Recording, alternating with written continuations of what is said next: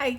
All right, guys, it's your girl Kennedy back with Love Kennedy, and today I got another video for you. So today I wanted to talk about how I used to romanticize so many different things and I no longer do that, and my life has gotten significantly better because of it. So I want to share with you some of the things that I used to romanticize that I no longer romanticize anymore, and honestly has led me to bigger, better, and greater things. So let's get right into this video. Before we get started, I want to make it very clear this is not me being negative, because we all know your girl is quite the positive one.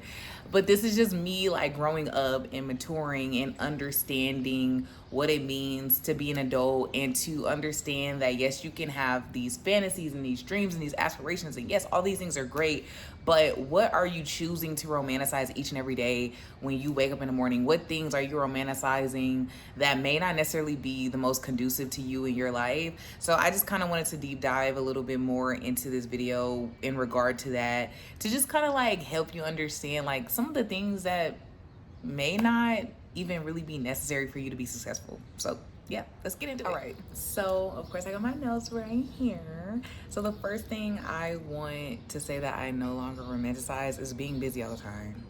Like, y'all, being busy all the time is not a personality trait. It's not cute. It doesn't really help you be productive in anything.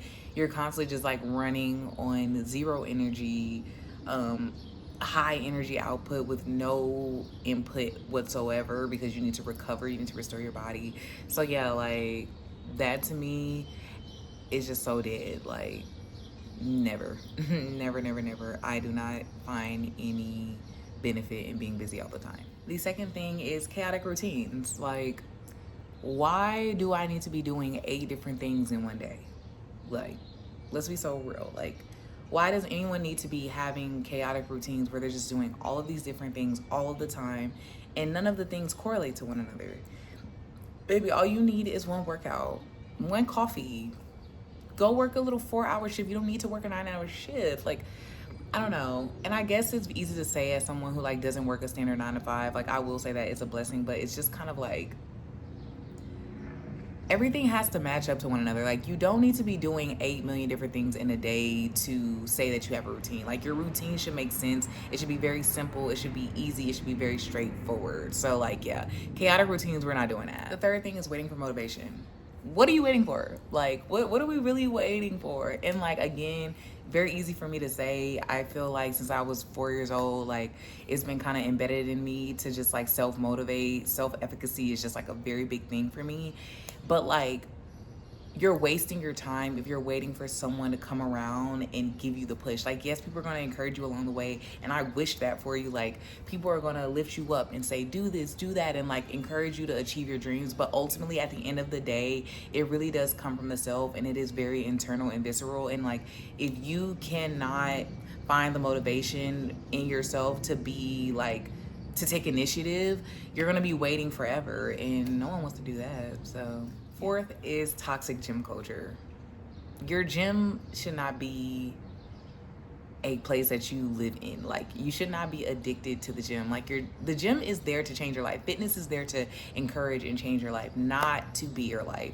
And I think especially now more than ever, like I just remember back in 2021 and 2020 when like the gym became like a new fad and people were going to the gym, but people weren't like abusing the gym. I feel like now gym culture is so toxic. Like, people literally live in the gym, and it's like, go hang out with your friends, like go have a drink, like go to brunch, like go party, like spend time with your family. Like, why are you idolizing like isolation in gym culture to the point where you don't have anything else to give yourself, or you don't have any other interest in general? Like, and sometimes it's not always about like what you do or don't have. It's like, why do you as a human being on this earth not have interest in doing other things with your time? So I don't know, like, I think toxic gym culture is very much a thing. I think people are very much addicted to the gym, and I don't think that all relationships to the gym and fitness are healthy. And I think there is a healthy way of cultivating your relationship with the gym and fitness, and I think that's just, yeah, like, I just don't romanticize having a gym addiction. Like, I just don't. Fifth is performing for social media. Like, I post every blue moon. And coming from someone who had a very crazy following on Instagram at one point in time, because I had did YouTube like a while back and I was actually doing really well. I just got to the point where I was like, why is my life for Instagram? Like, why is my life for Facebook? Like, I love how people have found so many creative ways to document their life on social media. And I think it is a very beautiful thing. But again, this is just like a personal preference. Like, I do not romanticize performing for social media. Like, I don't think it's fun. I don't think it helps me in any way. Like, it actually takes me away from being present with my current life. And so, yeah, like, I just don't think performing for social media is all that great.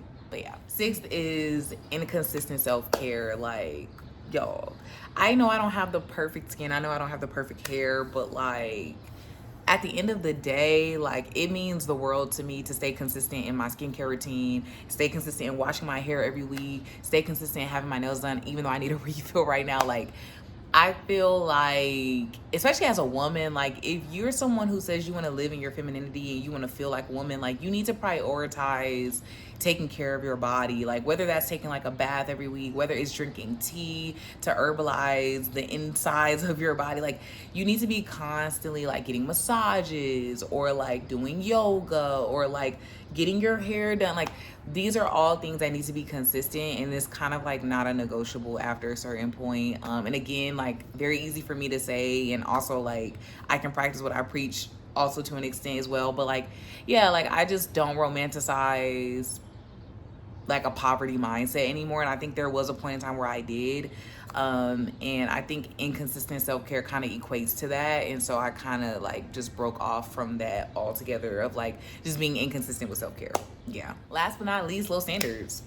Like, peace became more important to me than attention. And it might come off harsh, it might come off intense, but I don't really care. Like, I am not going to allow myself to conform or to settle for anything that is below what I will allow for myself. Like, I will not, if I'm not going to be that way to other people, I will not accept that. And so, depending on the person, that may be higher than an average. And for me, it has always been, it's like, I'm not going to do something just because it sounds cool to do it.